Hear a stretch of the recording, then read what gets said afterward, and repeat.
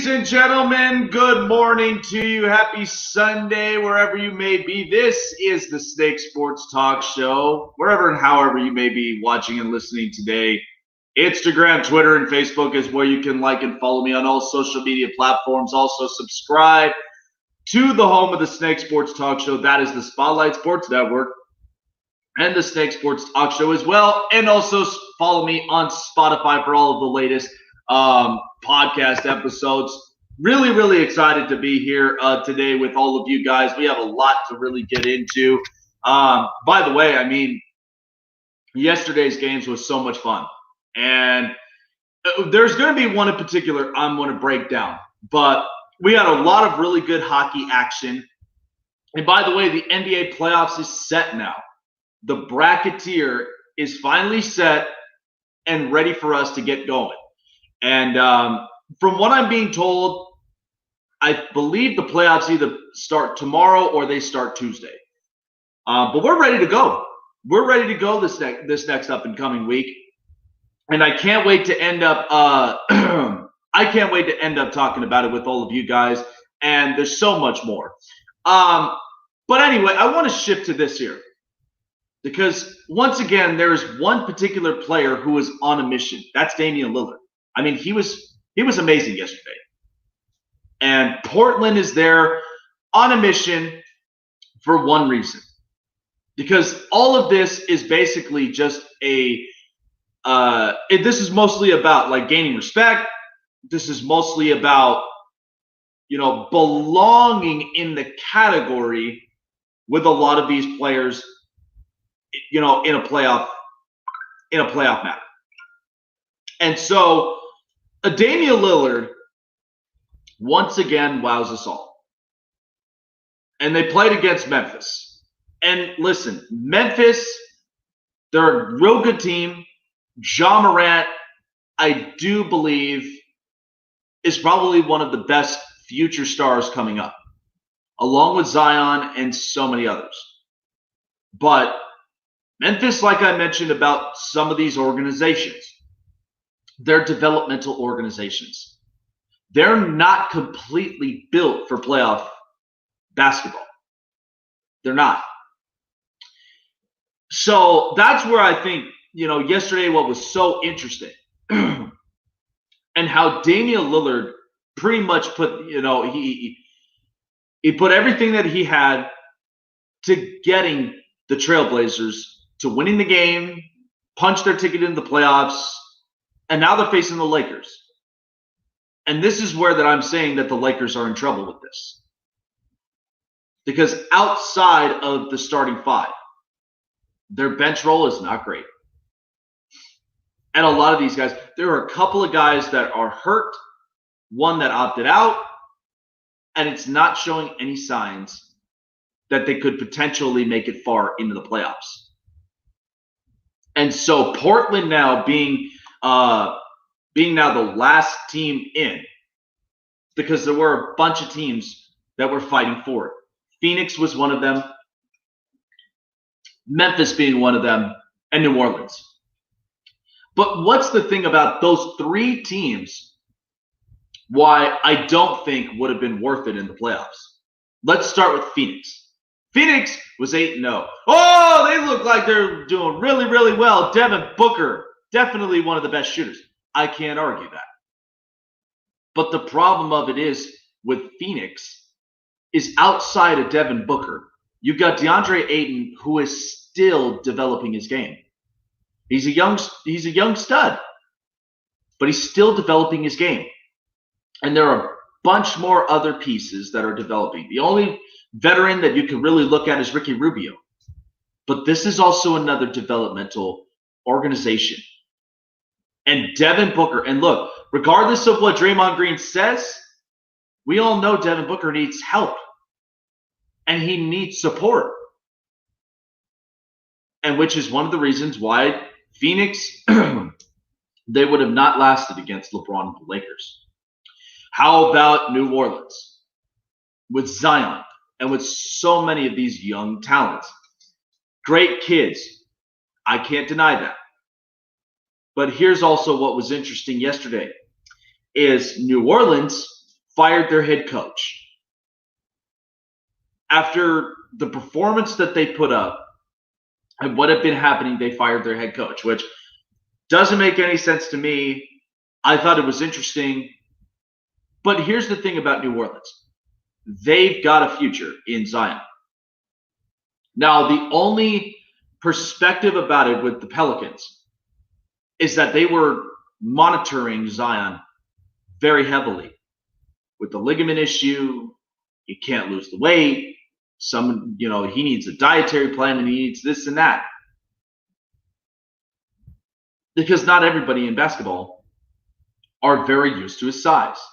And there used to be players years ago that were his size. But what's interesting is that most of them didn't have long playing careers, which kind of makes you wonder what's going to be the playing length of time for Zion. Nobody will know. But New Orleans, once again, is really reshaping and refocusing themselves. And finally, Memphis. Memphis got rid of a lot of people. I mean, they moved on from Zach Randolph, Tony Allen, Mike Conley, Marc Gasol. They moved on from a lot of those guys. That was the grit team. The ones that were grinding it out in every game, every minute of it. And they were the ones that were basically in your face most of the time. But after that team was done, only a new face had to come in, and that was Ja Morant. And I love watching Ja Morant. I think he's a very, very impactful young star that I think is going to have a fabulous career in the league. And that's where a lot of people started to debate who really is worthy of Rookie of the Year. Well, I still think it's going to be Ja Morant, but Zion is built more for MVPs, and he's built for championships. But when you look at Memphis and their roster, it's another young roster. They're not built all the way to the extent that they are an NBA playoff team. And that's where you look at Portland. And Portland, you've got Dame, you got CJ, Yusuf Nurkic, Hassan Whiteside, and Carmelo Anthony. And there are a couple of real good role players. And so for Portland, this is not a young squad. This is a real good, talented squad. Maybe not to the talent of the extent of the Clippers and some of these other teams in the Western Conference. But Portland is pretty damn good. And Damian Lillard reminded you why he's amazing at this point when it comes to close, clutch games. And he's on a mission. This is where it's going to freak out and probably scare the Lakers. Because the fact that clutch shots like that, that's where LeBron and the rest of them have to stop Dame in his tracks because of it. And that has been multiple games for Dame. Portland, they don't show signs of slowing themselves down. They grind it out. They find ways to win. And they find the open opportunities and shots when they can take it. And Dame has been just that. And he's amazing at it. As I've said, second best shooter to Steph Curry. And arguably, this is where Portland is on a mission to probably gain the respects in the league, but also at the same time to show they're not the type of team that people can just poke around. Which is why Dame and the rest of them, they want to be further in the playoffs. They want to get past the Lakers. They want to get past the Mavs. They want to get past a lot of these teams. And they're all for a lot of reasons. Because in the end, you are seeing the best version of Carmelo that we've ever seen, where he's taken a role and he is very impactful in his role. And this is where I think it's going to be interesting to watch Portland. And this is a team, don't poke them and don't sleep on them. Because after watching Portland in the last couple of games and what led up to yesterday's win is one of the reasons why Portland, they're on a mission. And they're coming for it. They are definitely the type of team that is ready to play. All right, so staying on the NBA, because now the bracket is set. Okay, we have a lot of teams, and I'll announce them here in just a second. But this is where it's now or never for all these teams. And I'm so ready for NBA playoffs. I mean, listen, I was ready enough for the Stanley Cup playoffs in hockey because I think that was something that needed to happen. And we're back. And these bubbles in Edmonton and Toronto have really worked out for both the West and the East. And this bubble in Orlando has really worked itself out, which is why that, as I mentioned a couple episodes before in my show, that these championships that matter, the Stanley Cup and the NBA, because their seasons are already technically over. And now it's all about playing playoff hockey and playoff basketball. But the NBA, and these are the brackets now. So you've got the Lakers and the Blazers.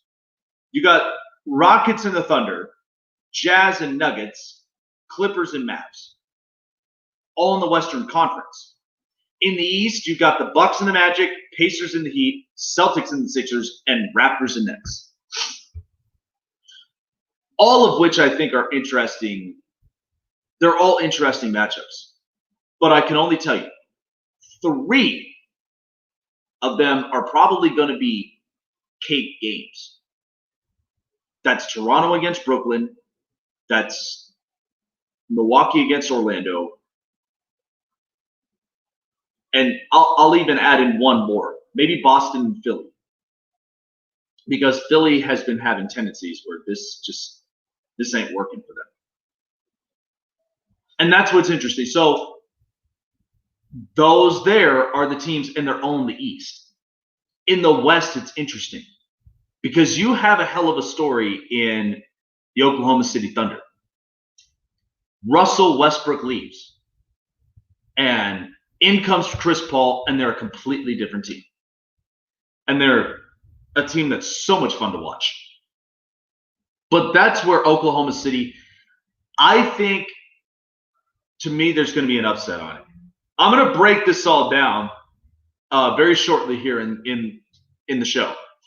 Some work probably coming up in the bottom of the hour. But I look at all these matchups, and I'm excited for playoff basketball.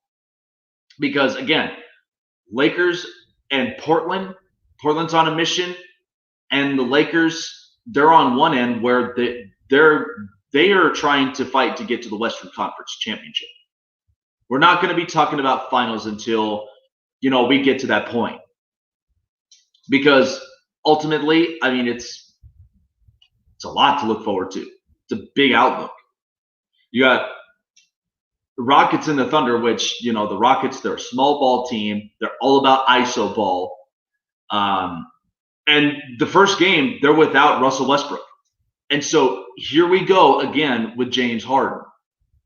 When games are on the line and there is a lot of pressures, all you can ask for is for him to do a job and for him to execute. Because I think the last couple of times that we have seen James Harden, and when he is not trying to complain about certain foul calls, he's a completely different player. But that's where he has to have his mindset in check.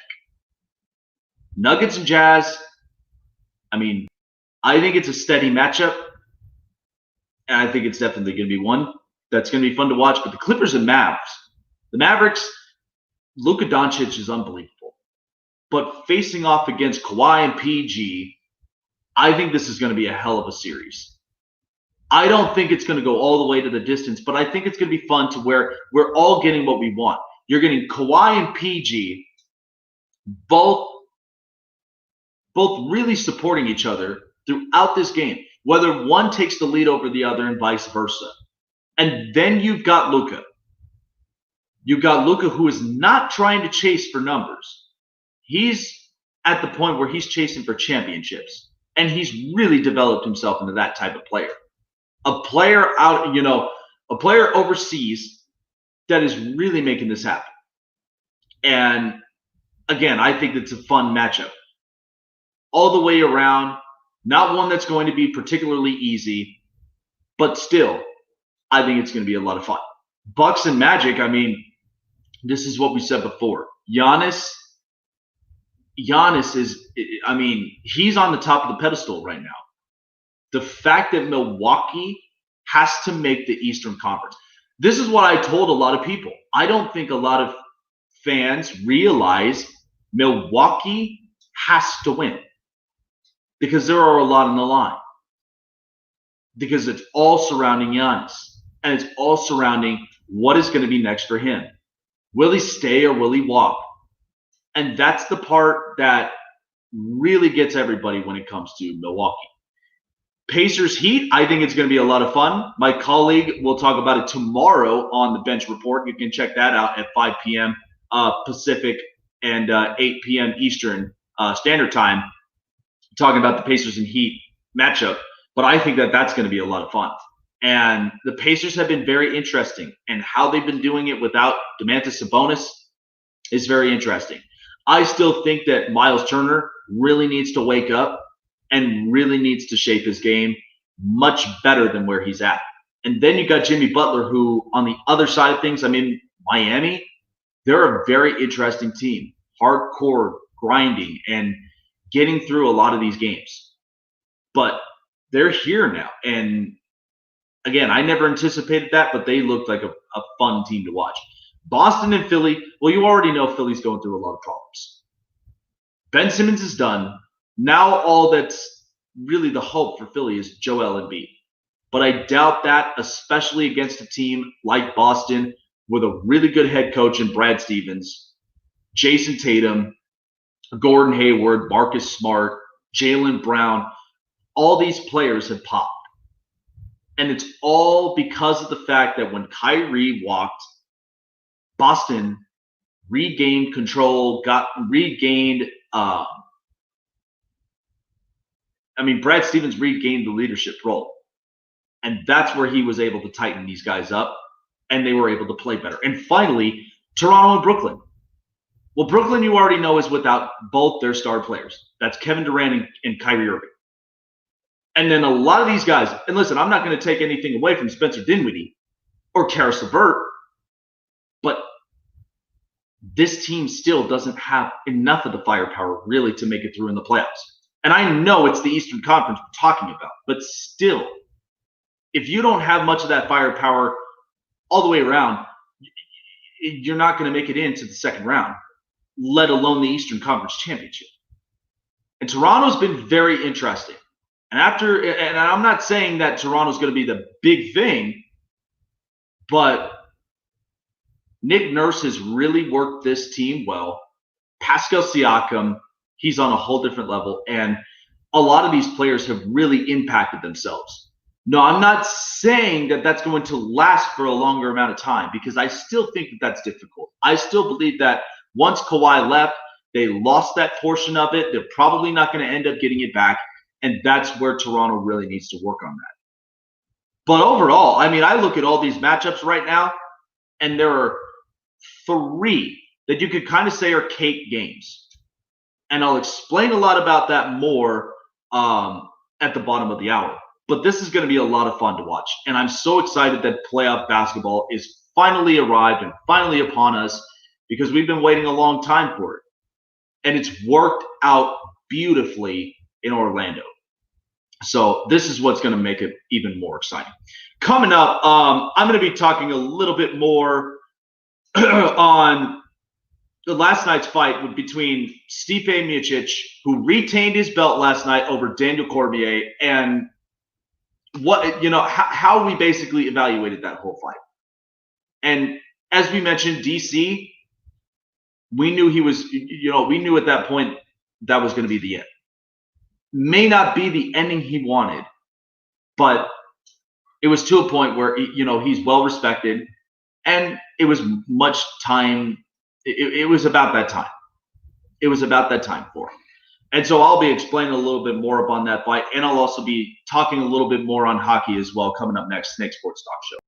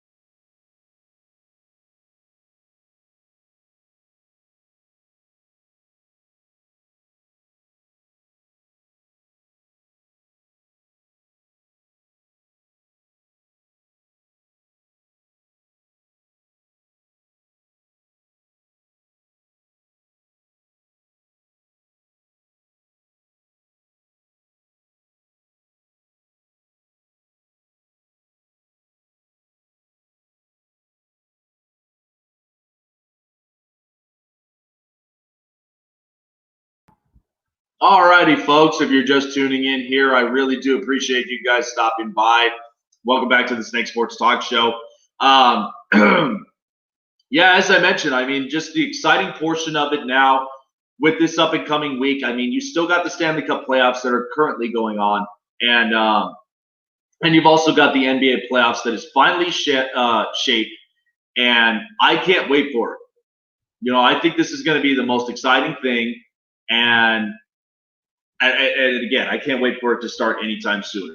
But I wanted to kind of break into this because just the other day we started to kind of get some news in hockey, and one of those news was hearing about Tuukka Rask.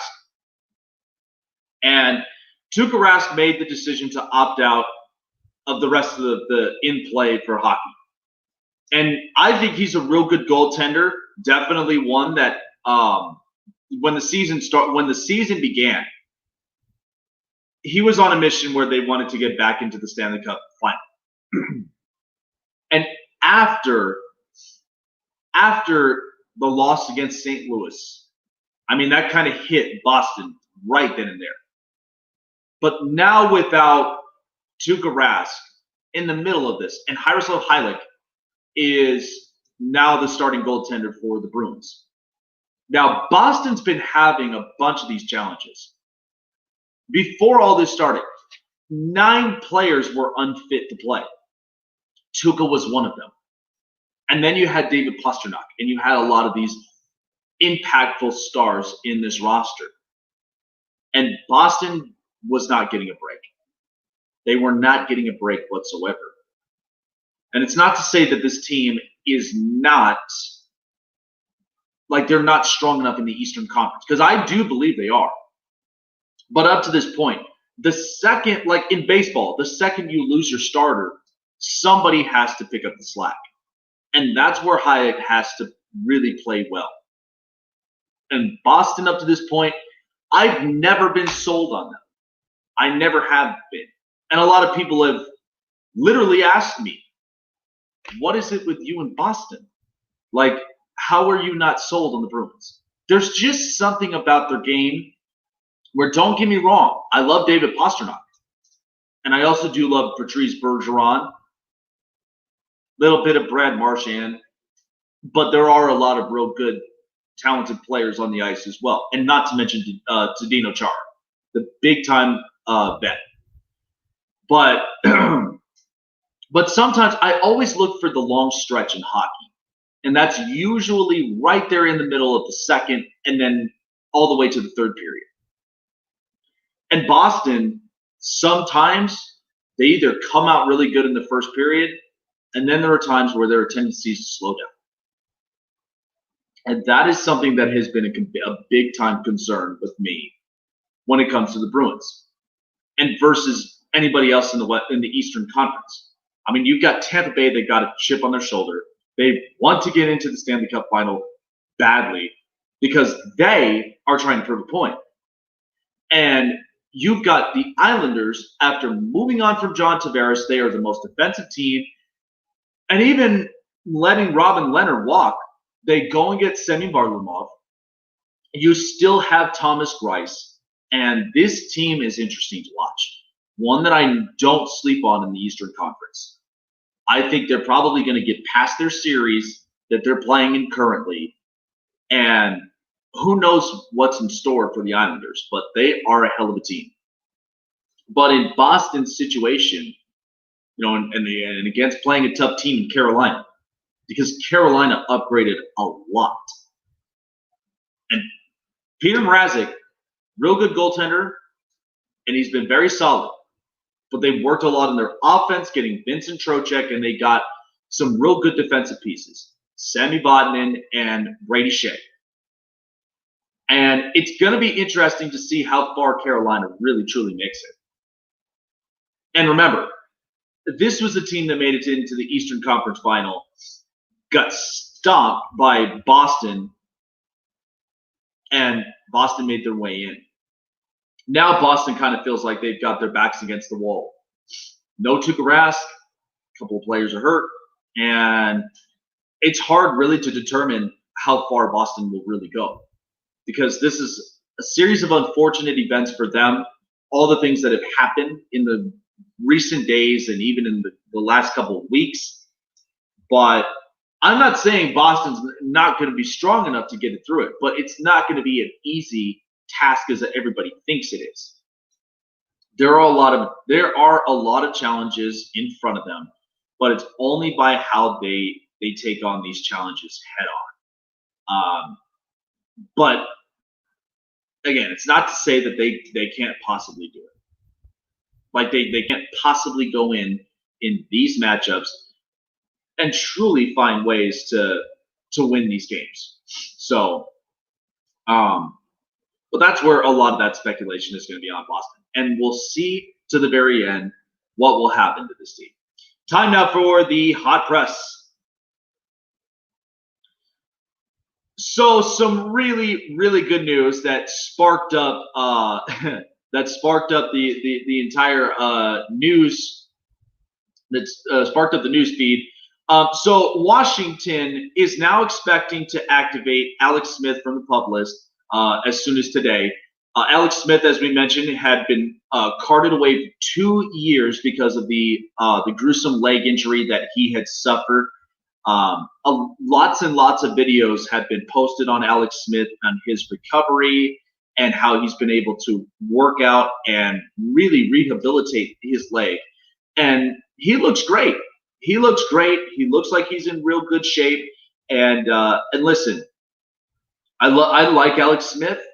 I really, really do. But that is the most difficult road I've ever seen a player go through at the age of 36.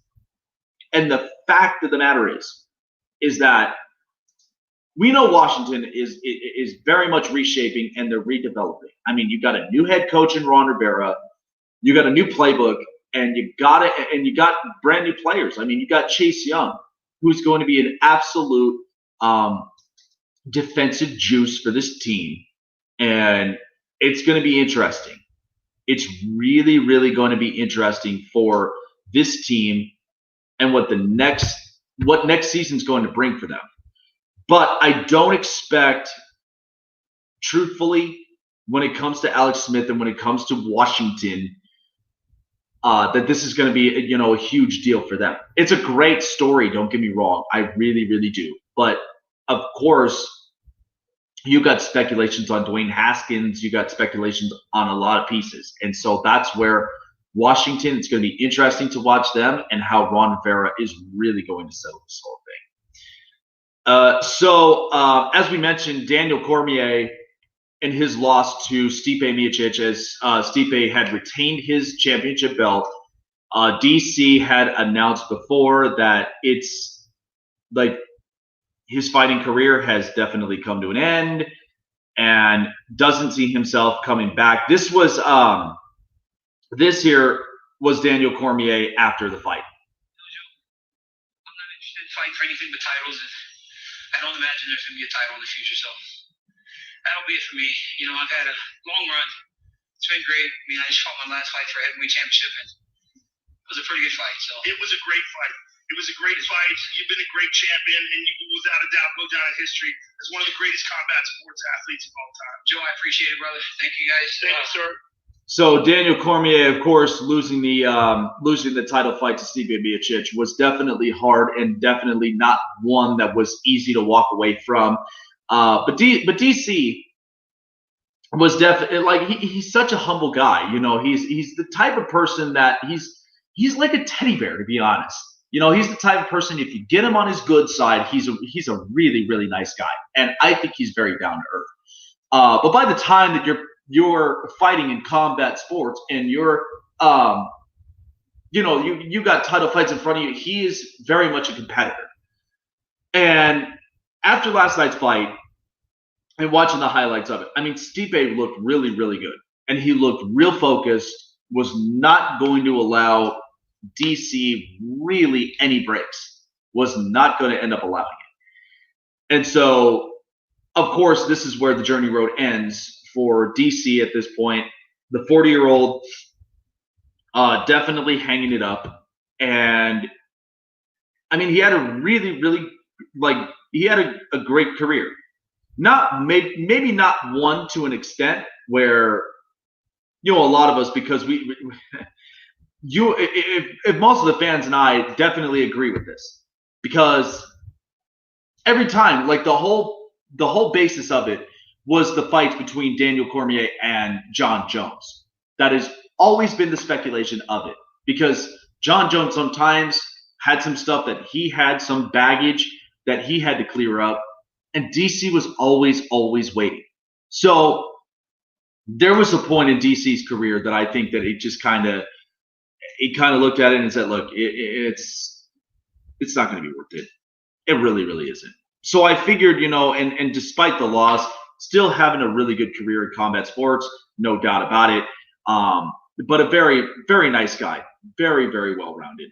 And finally, so the Clippers, Paul George and Kawhi Leonard, they ended up talking about, their chemistries and stuff like that during the hiatus.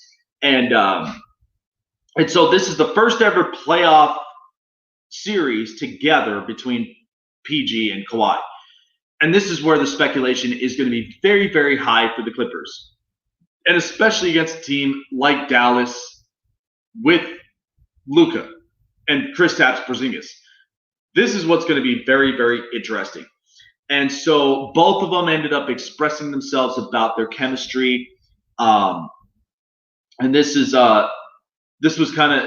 one of the quotes that happened was, I went down to where he was at near San Diego. He came to where I was at, near Los Angeles. This was Paul George. And they spent time together.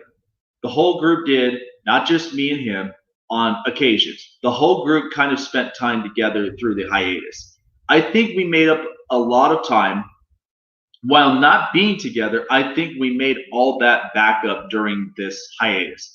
It kind of expedited this process being here. Now, I know a lot of people have had their thoughts about the Clippers the second that, they came into this bubble and the second that the hiatus was going around. And so for the Clippers, people were kind of wondering, are they really the same team? Well, everybody has their speculations on all these teams. I mean, again, people ranted and raved about the Suns, but we know that the Suns are a developmental organization. Same with Memphis and a lot of these other teams.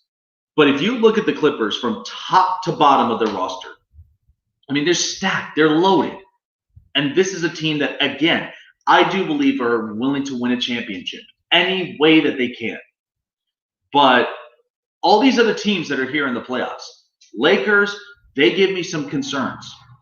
The Bucks, they can't lose this year. They have to win the East. Toronto, interesting, looks a lot better, but it's going to be difficult without Kawhi. And there are a lot of speculations on some of these teams.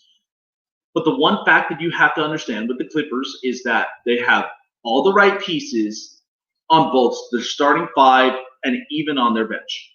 And that's particularly the role that the Clippers are riding on. And again, yes, with the hiatus that was going on and how they were returning back to basketball was not the easiest. And that is where the Clippers were taking the first steps to rebuilding the chemistry back. And that's why I said, watch out for playoffs. Because this Clippers team is for real, and they're ready for it. And I can't wait for the series to start anytime soon. But all right, well, that was your hot press. So coming up next, I'm going to be talking a lot more about the NBA playoffs and these playoff structures and what I think about them. And then, of course, leading over to my best for last, as I mentioned, was, yesterday I did the best commentating from a couple of real good broadcasters that I've listened to. So I will continue that once again coming up next here on the Steak Sports Talk Show.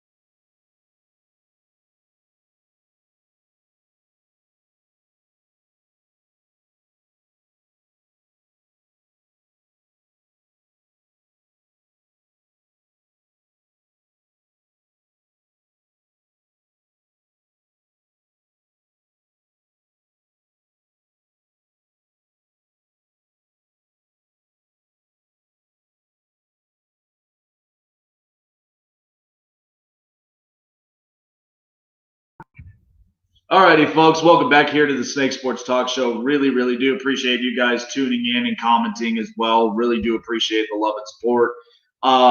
So, by the way, I mean, I watched a small little video of Alex Smith and his family. Very, very, very excited of the comeback for him going back onto the football field. You know, this was interesting. So I basically ran into this. And I thought that this was interesting to really look at with Alex Smith. So Alex Smith, his leg was shattered on November 18th of 2018. In those days, he got sepsis, which almost nearly took his life. And it's not easy to recover from something like that, let alone even battle it. In the next month, he spent the time in the hospital, then 3 in a wheelchair, then 8 in an external fixator, and he had 17 surgeries within 9 months. And he's getting cleared today, going back onto the football field. And to me, that does show a lot of pure determination for a guy like Alex Smith. Again, I like it. I think his story has been like fascinating, and the fact that he's able to come back from this is one that's unbelievable, and one that I think is something I've never seen before. But what a hell of a story it'll be. I'm not sure what I'm not sure what the perspective will be for Washington. But I really do love the story, and I hope that it really does pay off for Alex Smith, because he definitely deserves every moment of this, especially with what he's gone through all in the span of 2 years. And to finally be able to touch the football field again is an absolute blessing. And again, I don't think he'll play for so long, because it's really shaky. It's really, really shaky. And you have to think about it. I mean, the guy is 36 years old. And there are parts of your body that just starts to wear and tear. And that there was not easy to recover from. With those amount of surgeries and with those amount of rehabilitation to get it right, it's just one that I just think is really incredible. But we'll see what it pans out for him in the end. So I'm going to end up breaking down this NBA playoff bracket officially. So since it's now since we now officially have the teams all here in this bracket, we're going to be breaking down each of these games. And again, I think that this is going to be interesting. It's going to be interesting to watch, fun to watch, and we might actually get some upsets. We might get some upsets. We'll get some games that are going to be cake, and I think they're going to rush it through in the playoffs. So let's go ahead and let's start first off with the Eastern Conference, because the Western Conference we know is kind of interesting, but let's start with the East. So you got the Bucks and the Magic. We all know that the speculation is all on Giannis, where Giannis has to win the East, and Milwaukee is taking the first step against Orlando. I think Milwaukee will make it through in this matchup probably by 5 games at best. They'll make it in 5 games, and they'll be moving on to the second round. Because, look, even though that I like Aaron Gordon and I like Orlando, but they are yet another developmental organization. They have good pieces, but they don't have the right pieces. And look, Milwaukee, this is basically, to me, a pickup game where guys like Giannis and Chris Middleton and so many others have to put in the work just to see where they stand, where they sit at, and how this is all going to really pan itself out. So I do see Milwaukee taking this game in 5 against Orlando to move on to the second round. Pacers and the Heat. Now, this one's very interesting. I think this is going to be a fun matchup in the Eastern Conference, one that I think is worth watching. Because, look, the Pacers, they're playing without Domantas Sabonis. TJ Warren's been an interesting player all throughout the playoffs. Miles Turner's the only one that needs to wake up throughout all of this, because watching Miles Turner in his game, he was not completely on. And that was what was kind of the eye-opener for Indiana. But on the other side, with the Miami Heat, they get Jimmy Butler, and they get a couple of these real good young stars, Bam Adebayo, Kendrick Nunn, and the rest of them. They form them up. Now, this is a young team, believe it or not. This is a young team that is developing, but they're only getting better. And Eric Spoelstra has really put this whole roster together, and he's really put up this whole starting five and the rest of the bench together on the floor to get real good quality minutes, real good quality shots, and just doing everybody's jobs, just playing their roles. I thought they were doing very, very well at it, and it's what's paid off. But if you had to ask me between the Pacers and the Heat, I think this is probably going to go the long distance all the way to 7. And I'll be damned if Indiana does make it through.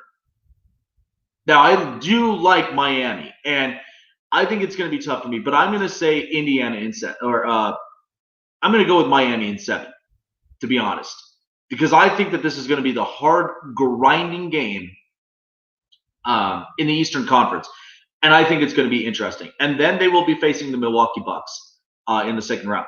Boston and Philadelphia. Well, you know, Philadelphia right now is under a lot of pressure, and they're in trouble, and I don't see them really making it far. I do think that Boston may take this game in 5, because this is one that I think is cake for them, because let's be honest, this process thing with Philadelphia has never worked. It's never worked. It's a bunch of crap, and they really need to fix their chemistry. And all of that is they need to get a new head coach. They need to do something with as far as Ben Simmons and Joel Embiid, because the both of them don't work on the same floor. And a lot of these guys, and you can see these chemistry issues. You got Joel Embiid fighting with Shake Milton on the bench, and you're there on television where everybody's there to see. Okay, and so that's what's the most embarrassing moment there for Philadelphia. But they really, really need to fix themselves. Otherwise, they're going to end up imploding, and it's not going to be good for them. But for Boston, meanwhile, I mean, they're a tough team, both offensively and defensively, which is why that I think winning this game in 5, they'll make it into the second round, and I think it's going to be interesting to watch. And finally, the Raptors and the Nets. I think the Raptors are definitely going to win this in 5. And the only reason of that is one game will be determined by either Spencer Dinwiddie or Karis LeVert. But the rest of it is all Toronto. I mean, Pascal Siakam, Fred VanVleet, Marc Gasol, really, real good players. And again, I have yet to see how far that they will take their talents, but I have yet to see exactly how that's really going to end up. But I do see the Raptors winning in 5 and moving on to the second round against Boston. So you've got Milwaukee against Miami. Now, this is going to be an interesting thing, because I think when you look at the setup, it couldn't have been set up any better. So the Bucks against the Heat. The only thing that Miami to contain Milwaukee is you got to be in Giannis's head. And then you got to shut down all possibilities of open chance shots. And that, I think, is what's really going to pressure a guy like Chris Middleton. And so I think, to me, I do believe the Bucks make it through, but it's only going to be in 7 games. I have the Bucks winning in 7, and because I think that this is going to be a back and forth game, because a lot of the speculation is it ain't just on Giannis, but it's also on Chris Middleton and how he works under pressure. And that's the part where he's now going to the spotlight's on him, and how he's really going to help out as being the best supporter for Giannis. So they'll make it to the Eastern Conference. And then you got Boston and Toronto.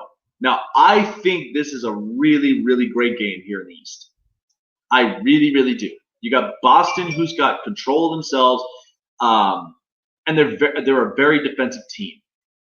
And you've got Toronto, who also, I mean, they're in a position where they are playing well without Kawhi, and it's really panning out.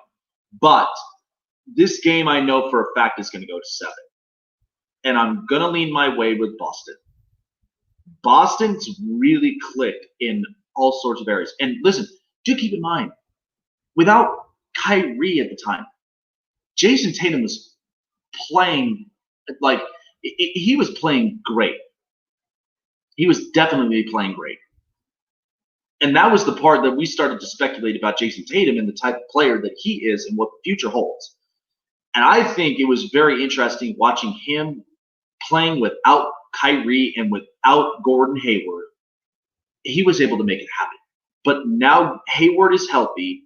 You got Jaylen Brown, and you've got a lot of really good role players for Boston. But Brad Stevens really knows how to coach, knows how to put this whole thing together, and they're a very defensive team. So I expect it to be going to 7, but I do believe Boston will make it through, and they'll play Milwaukee in the East. And so for me, now we're in the Eastern Conference Championship, and that is Milwaukee against Boston.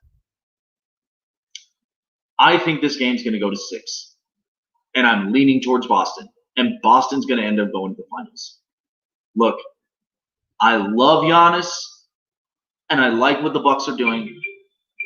But once again, there's so much pressure, and especially in atmospheres like this.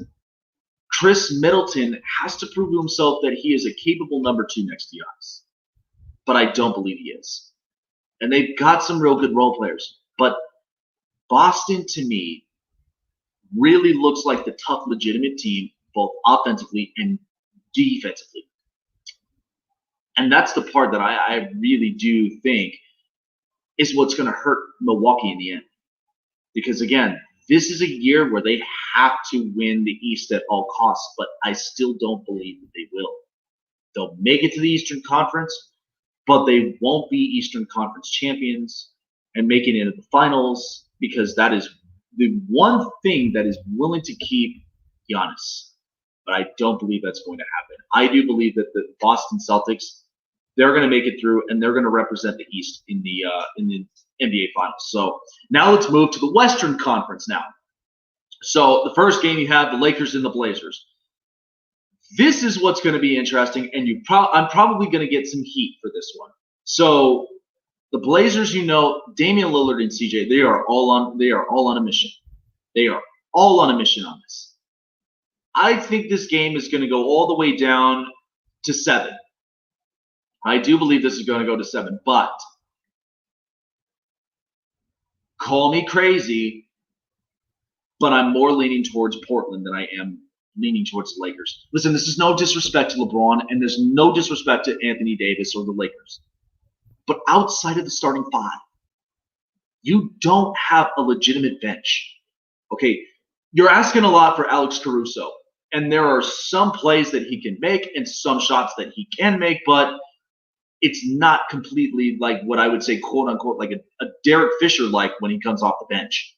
And then you've got KCP, you've got a bunch of these other players. I just don't think it's going to match well for the Lakers.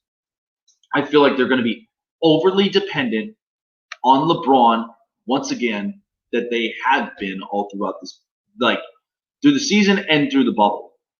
I think they're going to be very over reliant on him, and that's where Damian Lillard is going to shine. He's going to take advantage of those opportunities. The bench is really going to start to come alive for Portland, and I think they're going to end up beating them in 7. I do think Portland's going to make it through to the second round. Rockets and Thunder. So I think this is going to be interesting because now you've got Oklahoma City facing off against Russell Westbrook and James Harden. And Westbrook's not going to be there in game 1. Not going to be there. But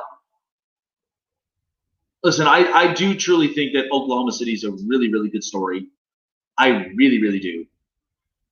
But I just think that there are still a lot of these development teams. Like this is a team that's really developing. They got real good young players. One that I think in the future they're going to be real good stars. But I don't think it's going to be to the extent where Oklahoma City's really going to make it through. Now, it's not to say Chris Paul is not going to give Houston a hard time, because I think he will. And I think Houston's probably going to win this in 6. I really do. I think Houston for the small ball that they play, an ISO ball, it may work to get to the second round, but I don't believe it's going to work to potentially get into the Western Conference Final. I don't think so. Denver against Utah. Now, this is an interesting matchup that it's tough for me to really kind of overlook because, number one, I love Nikola Jokic. I do love Donovan Mitchell, and I do love what the Utah Jazz are doing. But there are a lot of challenges for these guys. The challenge is Denver is trying to be a competitive team. And then you got Utah, which, again, I don't know how the chemistry is between Donovan Mitchell and Rudy Gobert. And I think part of that is the fork in the road. And so I think this game's going to go all the way to 7. I really do think so because Utah's willing to put up a fight. Denver's willing to put up a fight. But that's where I think Nikola Jokic is really going to start to move this team. And they'll make it through into the second round. So I was big on Utah at one point because I thought the chemistry of this was really, really good. Then COVID hit, and now a lot of the speculations changed. And that's where I think it's going to be difficult for Utah in this playoff series. But I do think it's going to go to 7, and Denver is going to make it through. And finally, the Clippers and Mavericks. I think this game's going to go right into 6 because, listen, there are going to be some games that Luka is going to go off. He's going to end up, he's going to be shooting a bunch, and he's going to be putting up some real good numbers. But aside from numbers, he's got that drive and determination that we've seen in the last couple of games. And I think it's going to be interesting to watch. But the Clippers, this is playoff mode for them. And the chemistry is going to be completely different. And I think the chemistry is going to be fixed up real well. And I do believe that Kawhi and Paul George are really going to make this work.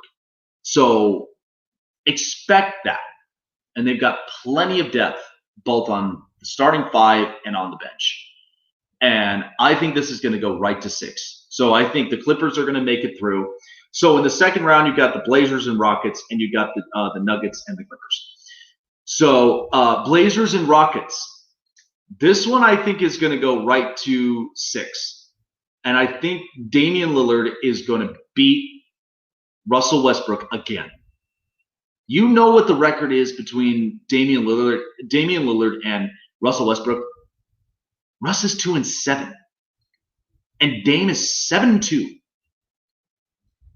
And so Dame has had Russell's number for a long time, and he's even he's probably one of the most efficient shooters in the NBA, much better than Russ. And that's where, again, this happened before, and Russ proved that. Even when, and that's what Dame proved.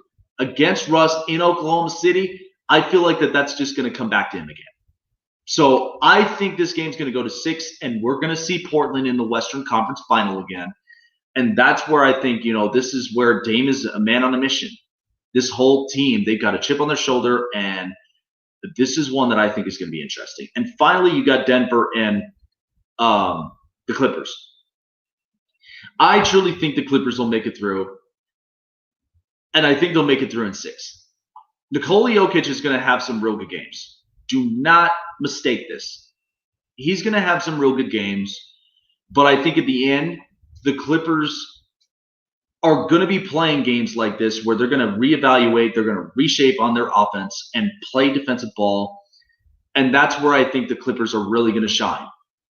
So by 6 games, you'll see Kawhi take some time.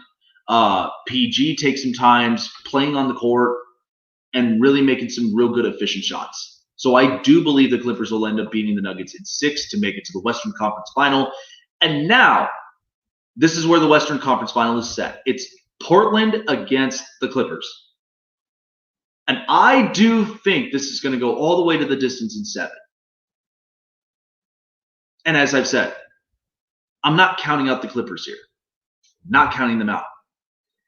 I truly think that the Clippers, with the chemistry that they have and how that they're working past this, I think the Clippers are going to make it through. That's been shaky. once they got back on the court through this hiatus and really started to redevelop their chemistry and building themselves back up again, they're ready for it. They're ready for it. And I think this is going to be fun because you're watching Dame and CJ versus PG and Kawhi. I think that's going to be a hell of a Western Conference final to watch. But in the end, Kawhi has tricks up his sleeves. PG, second half PG is unbelievable. But that's where everybody's going to come together on this roster. So that leads to the prediction of the NBA Finals, which is going to be between Western Conference champion, LA Clippers, and the Eastern Conference champion, Boston Celtics. I think this game's going to go the full distance at 7. And no longer will this team be the low ball of the NBA, and I do believe the Clippers will win the championship. This has been the plan with Steve Ballmer and Jerry West since they officially signed Kawhi and traded for Paul George. They have a really good roster of players. This is not to take it away from the Lakers, and this is not to take it away from any other team in the Western Conference or even in the NBA. But I think it's going to go in 7 because the fact of that Boston, they've regained control. And when Kyrie walked, they've been a much better team without him. Jason Tatum lighting it up, Marcus Smart, and a lot of these really good role players, they all benefited. They all benefited through this. And that's where Brad Stevens is a really good head coach. You take Kyrie out of the mix, and you can actually see the coaching style of Brad Stevens and what he's able to do for this team. So you're going to see mixtures of offense, defense. You're going to see a little bit more physical play, but I do believe that the Clippers will grind it out in 7 and they'll win the championship. And no longer will they be the low ball of the NBA. At some point soon, they're going to get a new arena. And I think that that's what's going to be the stepping stone for the Clippers. And and this is where more of the respect is going to go to Kawhi, because we all bashed on him with load management, all of this and that. But if you truly look at Kawhi's game, he's smarter than people think. Okay, that's the reason why he took 20 games off. He understands his health. He knows what he's limited to do. But more of his time that he invests and he puts in is all in the playoffs. And you can clearly see it when you saw it in San Antonio, when you saw it in Toronto, and what you're going to see in it with the Clippers. And I truly think Kawhi will end up being the hero again. PG will finally have his championship. And the Clippers will be on the map. Now, I know a lot of people probably will feel weird because it's such a Laker town in Los Angeles. But at least at the end of the day, you got a smart ownership in Steve Ballmer, a smart general manager in Jerry West, and they've really put this thing together. That's why I'm not shying away from this team. That's where I think it's going to be interesting. So yeah, that's where I have it in this bracket. I think it's interesting, and you've heard it from me first. But I'm excited for the NBA playoffs. I really, really am. I think that after everything finally got back together again, this was going to be an interesting playoff matchups. Very interesting, but so exciting. So can't wait for it, but that's my thought. I think it's going to be the Clippers and the Celtics in the NBA Finals, and it's going to go all the way to the distance in 7, and the Clippers will be the champions. And we have yet to see that in Game 1 in Round 1 of all these matchups. It's going to be a lot of fun. Thank you so much for tuning in here on the Snake Sports Talk Show. Like I said, like me on Facebook, follow me on Twitter and Instagram for all of the latest social media platforms and posts that I put up daily. Subscribe to the home of the Snake Sports Talk Show. That is the Spotlight Sports Network and the Snake Sports Talk Show also. And follow me on Spotify for all of the latest podcast episodes. thank you so much for a fun-filled weekend. I had a lot really to digest and finally ended up unloading what was a packed show all throughout this weekend. I hope all of you guys have a great Sunday and have a great week ahead. And for those of you that are tuning into the playoffs, good luck to all the teams. This is going to be a lot of fun. And again, we still got Stanley Cup playoff hockey going on, and I'm excited for Vegas. And tonight, this is going to be interesting. But lots of these games have been very exciting. Not one of them that has not disappointed me. But but this is the fun time, right? This is exactly what we needed. We all needed this positive uplift. It's not a distraction to me. I think this is something that really kind of boosts up our spirit, and I'm very excited that we got playoffs back. So thank you all for tuning in. This is Jake the Snake signing off. Have a great weekend and have a great week. We will see you next Saturday for the next edition of the Snake Sports Talk.